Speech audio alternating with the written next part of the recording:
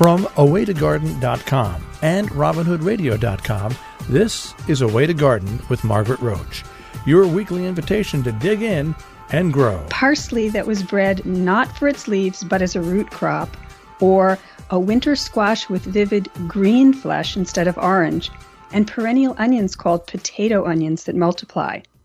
These are just a few of the wonders of genetic diversity I've been poring over in the new 2021 listings from the nonprofit seed cooperative called Experimental Farm Network, whose founder is here today to officially kick off seed shopping season with me. We'll discuss some unusual varieties you may wish to make room for, and also some unusual sources whose catalogs you may want to browse. But first, these messages. Programming and underwriting support from Brushwood Nursery. For more than 20 years, Brushwood Nursery has shipped the finest selection of clematis and other vines all over the United States, with full gallon-sized plant and free shipping. Their website is full of beautiful pictures and information on growing clematis. BrushwoodNursery.com. Programming and underwriting support from Garden Tool Company. Garden Tool Company's wide selection of heirloom quality tools for your gardening passion is backed by outstanding customer service, fast shipping, and ongoing support. GardenToolCompany.com. Last year during seed shopping season, I was introduced to today's guest, Nate Kleinman, who's co-founder of ExperimentalFarmNetwork.org, a nonprofit cooperative of growers whose mission includes the core belief that agriculture can and should be used to help build a better world. I asked Nate back today to widen our palette of possibilities to try this year from seed. Hi, Nate. Hello, Margaret. Happy to be here. Yeah. So we'll jump right in. So to give people the history of Experimental Farm Network, I'll share the link to our chat last year so they can dig a little deeper, the transcript of that show, so we don't repeat ourselves. But very briefly, it's more than a seed catalog. I mean, really, it's much more than a seed catalog. So what's the quick elevator pitch on what you do?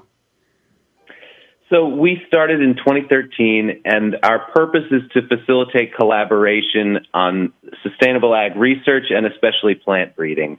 We are really focused on developing perennial staple crops to help with fighting climate change, things like perennial grains, perennial oilseeds, perennial vegetables. And the seed company side is what funds our work. We don't really reach out and seek grants and much in the way of donations. We're really focused on being a sustainable nonprofit cooperative through seed sales. So we really rely on exclusively on selling seeds. And we do a number of other projects as well. We work on rematriation projects, returning seeds to the people from whom they came originally. We do quite a bit of food justice work, and we, at the beginning of the pandemic, we started an organization called the Cooperative Gardens Commission, which worked all of last year to provide free seeds to folks and to help facilitate resource sharing to get people the resources they need to grow food themselves. And that continues. The collective that is running Cooperative Gardens Commission is still going. We just released our 2020 report, a 44-page document on our website, coopgardens.com. And, EFN just released our seed catalog the other day. Not that you're busy or anything. So we'll give the links to all of that, all of those different things, as I said. So I know I shouldn't have, in the introduction, probably even have mentioned that green-fleshed winter squash, because I think it's already sold out. But when I saw you post a photo of it on Instagram a while back, split in two, and there it was, and kind of looked like a butternut, but it was green inside. And I thought, what in the world? And I think it hails from like Guatemala or something, but it just spoke to me about, and that's why I got back in touch with you. It just spoke to me about like all these oddities and wonders of genetics, and that you have these growers, breeders, selectors, curators, sort of people caring for all this genetics. And so tell us about some of the other wonders of the world that are in the catalog this year. Thank you. Yeah, we're very excited about that one. We really just wanted to get it out there, and I can't say I expected it to sell out in the first day. I knew it would be popular, but that exceeded all my expectations. And it is a truly beautiful squash. This year we released, I think, 146 things that we had never had in the catalog before. Some of them nobody has had in any catalog before, so we're really excited about that. We have quite a few in the grains category this year, including a number of upland rices or lowland rice that will grow in dry areas and in northern areas. We have a rice from Poland, another couple from Japan, one from Russia, and we're just thrilled to be offering these because rice is really a great crop, and it's actually something that homesteaders can grow on a relatively small scale and still produce a lot of calories themselves. We're very excited about some land races and breeding populations, things that a lot of other seed companies are not going to sell because they're not predictable. They're not going to be uniform. But the diversity that's in those varieties is critical to food security in the future. And with the changing climate, we need to really double down on adapting as many crops as we can to our changing climate. So we have things like some beet mixes with a lot of diversity in there, including one that is a perennial leaf beet mixed population that came originally from a breeder in Ottawa, Ontario. We are very excited about offering some horseradish seed for the first time. That's something that's really pretty special. Most people only grow horseradish from roots, and Luther Burbank very famously offered $1,000 to anyone who could provide him an ounce of horseradish seed because he knew nobody would ever do it. I know. I was going to say, Nate, I think I've had my horseradish like 30 years, and I don't even think I know what its seed would look like. It flowers every year, but do you know what I mean? I don't even know its seed. Exactly. They produce very little seed, but once you get a few seeds and you grow some from seed, the plant is more inclined to produce seed in the next generation. So we were pretty amazed when we heard about this story. And it's just it's really quite awesome. And actually, that's another one that sold out really fast. But we're going to have more of that next year, we hope. And one thing that's pretty cool is that somebody from who manages the garden at the Luther Burbank House in Santa Rosa, California, was one of the people who put in an order on the first day for some of that horseradish seed, kind of taking it full circle. You have like a pink celery. You have a poblano pepper that's been bred and selected for years by, I believe, a grower in Zone 3, Colorado. But it's a poblano pepper. I think you call it an alpine poblano, speaking of terms that don't really go together. I mean, all of these things again. Yeah, that is a grower, Casey Piscura, in Colorado, and they are growing some amazing things, doing some really fantastic breeding work. Peppers and just tomatoes, just some really beautiful things that we're just thrilled to have in the catalog. So there's a huckleberry originally from Africa that's grown as a leaf vegetable. I mean, who knew, right? Exactly. I'm super excited about that one. A friend of mine is a farmer from Eritrea in Maryland, and she grows this as a vegetable. She grows a number of African crops primarily for people who can't find these vegetables, but they're culturally important and beloved. And one of them is this jama jama, it's called, and it is a garden huckleberry, but it is a beautiful leaf crop. It produces tons of leaves and tons of berries too, which do have uses themselves. And there's so much diversity in that population. She's gotten seeds from a number of different sources and pooled them all together. So we think that there's breeders out there who are going to have a lot of fun selecting from that population too. And it's really a beautiful crop. These dark purple berries. We found a few out in the field that make green berries as well, that ripen green. And there's like so many, like all of the diversity that exists in tomatoes. There's a lot of that in some of these wilder species, but this has been domesticated and grown as a crop in Africa for who knows how many years. So last year when we spoke, we talked about other perennial edibles like beach plum and passion flower and rhubarb and plantain. You have a perennial onion that you're working on, but from seed. It's something I've heard of before, and I think Southern Exposure Seed Exchange, for instance, sells potato onions, which they're loosely called, as bulbs in the fall. But you're working with it from seed, yes? Yes, and actually that has been our best sellers so far this year, but we have a lot of seeds, so we have not run out of that one yet. That's from a grower, a friend of ours named Andy Hahn in Colorado, and he was working with a population that was developed by a guy named Kelly Winterton in Utah that was the Green Mountain Multiplier onion, it's called. And it is a potato onion that is a form of perennial onion. It somewhat resembles a shallot, usually a little rounder and stouter. They come in different colors. There's yellow ones and white ones and purple-skinned ones. And potato onions used to be very popular there, in part because they keep for a long time. They can be grown just like garlic, planted in the fall, and they're incredibly winter hardy and just delicious. They're packed with flavor. But because they're a little bit more, they require a little bit more work, like garlic does. It's not something where you're going to go to the farm store and buy a big bag of tiny little onion sets and put them out in your garden. You've got to do the work yourself and store them yourself. So they've sort of fallen out of favor over recent decades. But there's an increasing interest in them, especially for people who are growing at a smaller scale, and chefs are really interested in them as well.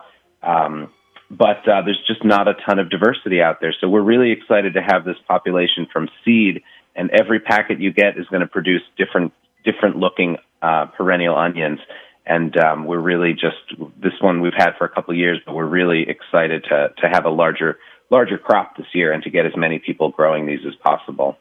So if I sow the seeds late winter this year and I plant them out, the seedlings out, will they bulb up by fall, or will they take till the second year? What's its sort of life cycle? Well, the thing about the diversity in these is that they might do different things. Each seed might behave differently from the one next to it. But in general, most of these are going to produce a bulb their first year.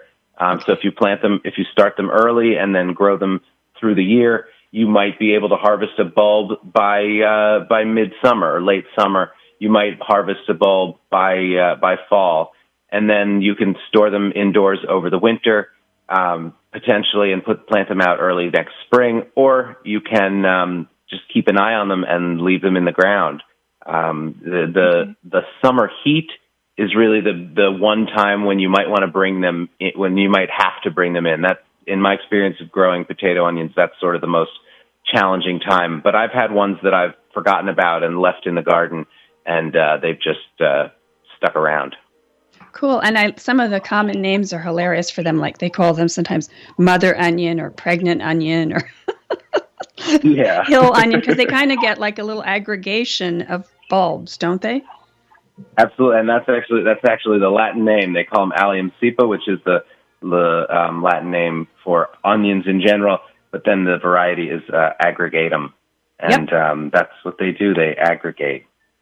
Cool. So, and then there's that parsley root. And that is something I have to say I've never seen before. So I've seen celery root, obviously a lot of other root vegetables, but I've seen I've seen celery versus celery root. But what is this, and where did this come from?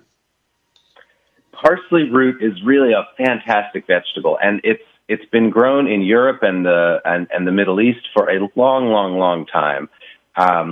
But we just don't have much interest in it here. I actually am very lucky that the supermarket near me in southern New Jersey has a really good produce section.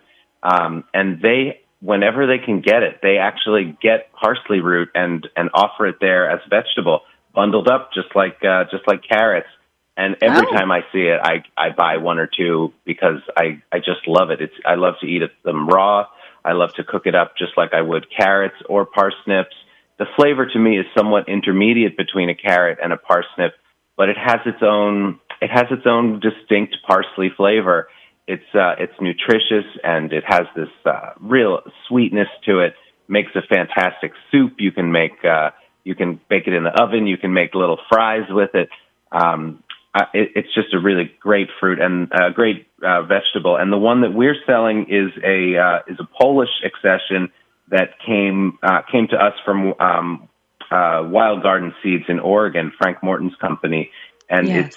it's a wonderful landrace. There's some diversity to it, but we're really excited to get more people growing this and enjoying this wonderful crop. A great storage crop too. In this past crazy year, the year of madness, dry beans sort of became a thing, and to a lot of culinarily inclined people, they always were. And I mean, I eat beans every day and have been cooking them for a million years from dry beans, but now they're a hot commodity. But a lot of gardeners, even experienced gardeners who have grown green beans, have never grown dry beans. So you have some standouts. Tell us about one of them. We love beans. We absolutely love beans, and it's hard to pick just one, but we offer quite a few this year, more than we ever have before. Absolutely beautiful beans, bush beans that can be grown on a large scale and harvested with a combine. We have pole beans that produce that work as a dry bean, beans that work as both a green bean and a dry bean, which is always great. But one of the ones that I want to highlight is the landrace dry bush beans, the Lofthouse landrace dry bush beans. This is a really diverse population from Joseph Lofthouse in Utah. They are desert adapted. A lot of them are short season, but this diversity in there is really staggering. You can see the pictures there at efnseeds.com. They come in just an array of colors and forms.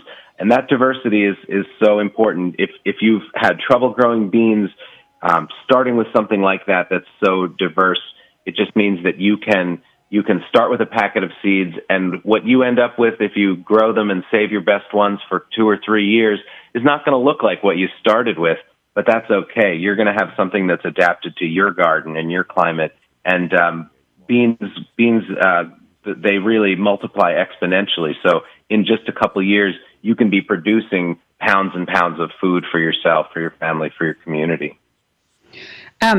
So many times so far in this conversation, we've mentioned the word diversity, and we've talked about, the letting things go to seed and having your own sort of population adapted to your area, et cetera, like you were just speaking about. And so I guess we should just really quickly explain that's how, because you talked about your goal of an experimental farm network in the beginning as partly to deal with climate change, to face the rigors of climate change. That's how plants making a seed population, growing out to seed, reproducing sexually, and adapting within that new population, the next generation, the adaptations that can occur after generations and generations. That's how plants, for millions of years, have survived the rigors of what's come down the pike, right? I mean, that's their way.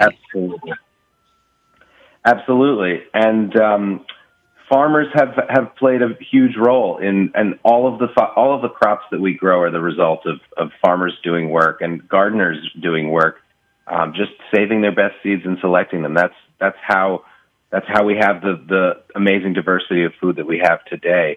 And we want gardeners to lean into that, because this is not something that you need a degree in to do.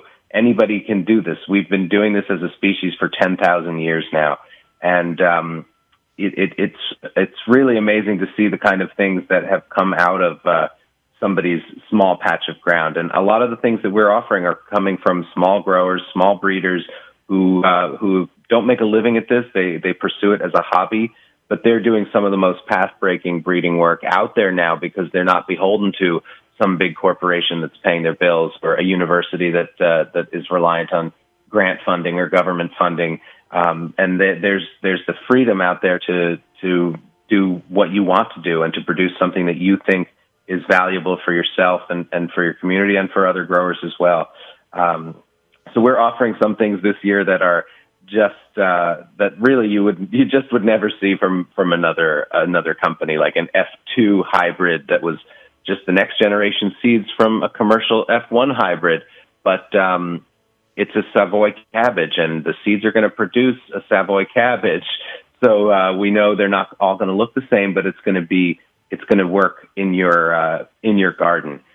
We're selling seeds for a cross between one of our favorite squash, this incredibly diverse Nanticoke landrace from the indigenous people on the eastern shore of Maryland and southern Delaware, crossed inadvertently at our farm years ago with a Bolivian squash from a group called the Ese Asia people in the Bolivian Amazon. The squash is called Yami, and the first generation were all these beautiful pink squash with a light pink stripes on the side. And we have no idea what the next generation is going to look like, and we couldn't possibly grow out all the seeds to find out. But by getting them out there to people, who knows what is going to pop up? And in 4, 5, 6, 7, 8 generations, what new varieties are going to come out of these populations? Yeah. So we're trying to free these seeds and get them out there and get as many people playing with them as possible. Yes. So tell us then, let's spend the last few minutes that we have, you network so widely. Your Experimental Farm Network is kind of a cooperative, nonprofit. You have different growers participating and you're showcasing different people's work. But then you also know a lot of people who have their own seed catalogs, and you've named a few of them, a few breeders and so forth along the way. What are some of Nate's, people to look at, whether it's for companies that have a social justice focus or what? I mean, what are some that we might not know about that you think we should go to their websites? And I'll give all the links. You don't have to have all the URLs if you don't. I love that question. Yeah, that is one of my favorite things about being in this small scale organic seed movement is that, we consider other seed companies our colleagues, not our competition. We trade seeds with them. We trade notes with them. We grow seeds for them. They grow seeds for us. It's a really collaborative industry, and we've learned so much since we joined it just a few years ago. We only started as a nonprofit in 2014. We only started our own seed catalog in 2018. But some of the ones that I wanted to highlight are True Love Seeds, which is another company that's based in Philadelphia. Our friend Owen Taylor, who's a board member of Experimental Farm Network, started this company. And Owen's doing absolutely amazing work with growers from traditionally marginalized communities that are just so underrepresented in the seed world. But so many of the seeds that we're growing come from people in those communities. And so it's the work he's doing is really inspiring, and the seeds that Owen has available are just amazing. His catalog launches, I believe, Friday, the January 8th. There's another company that is still pretty small, but is doing great work based in West Virginia. Our friend Mehmet runs a company called Two Seeds in a Pod that focuses on Turkish heirlooms. He's Turkish American, just beautiful, beautiful seeds and fruit that I've never seen before. Watermelons with the most beautiful seeds you've ever seen, in addition to the fantastic flesh and sweet flavor. We've started working with a group of farmers called the Ujamaa Farmers Group, and one of them is a man named Michael Carter Jr. The Carter Brothers is his farm project, and they mainly grow produce, but they also have a small seed company. I think CarterBrothers.net is the website there, and those are in particular seeds that are from Africa and seeds that are popular in the African diaspora. Some really, really cool stuff: moringa seeds and monagu and edible celosia, beautiful, beautiful flowers that also are grown for their edible leaves. Most people don't know that celosia is actually a food plant in Africa. I had no idea. That's a cool one. And I also just want to highlight the Cooperative Gardens Commission that I mentioned. We relied on donations from seed companies for all of the donations that we sent out. We had 257 seed hubs around the country in 41 different states. we sent free seeds to all those seed hubs who further distributed them out to people in their communities. We think we got seeds to about 12,000 gardens last year after just starting this organization in late March and starting to send seeds out in early May. And we had about 25 seed companies donated seeds to that, and all of those are, I can't list them all, but companies but they're on the website, which we're going to give, we'll give the link to. Well, Nate, we could just go on forever. I love it. I love the suggestions, both at Experimental Farm Network as well as some of these others. And I hope I'll talk to you again soon. You can keep teaching me, widening my palette. So thank you. I would love to. It's an honor to speak to you and to your audience. Thanks so much. Programming and underwriting support from Garden Tool Company. Garden Tool Company's wide selection of heirloom quality tools for your gardening passion is backed by outstanding customer service, fast shipping, and ongoing support. GardenToolCompany.com. Programming and underwriting support from Brushwood Nursery. For more than 20 years, Brushwood Nursery has shipped the finest selection of clematis and other vines all over the United States with full gallon-sized plant and free shipping. Their website is full of beautiful pictures and information on growing clematis. BrushwoodNursery.com. And thanks to all of the rest of you for listening to. Now, don't miss an episode. You can subscribe free to the podcast version of the show on Stitcher or iTunes or Spotify, and find me anytime at awaytogarden.com or on Facebook and Instagram, where I'm at Away to Garden. And happy gardening meantime. Away to Garden with Margaret Roach is a joint production of awaytogarden.com and the smallest NPR station in the nation, Robin Hood Radio.